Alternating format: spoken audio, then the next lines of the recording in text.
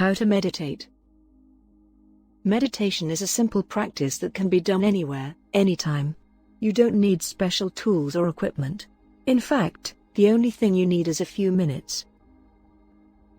However, establishing a meditation routine takes practice. By making time for meditation, you'll be more likely to enjoy its benefits. Here are the basic steps of meditation. Find a quiet area. Sit or lie down, depending on what feels most comfortable. Lying down is preferable at bedtime. Close your eyes and breathe slowly. Inhale and exhale deeply.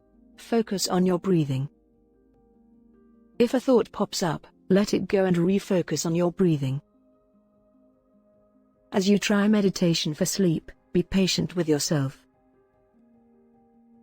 A meditation practice is just that, a practice. Start by meditating for 3 to 5 minutes before bed.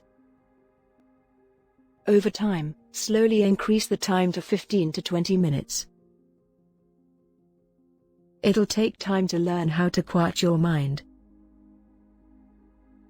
Let's look at specific meditation techniques that tend to work well for sleep and how to do each one.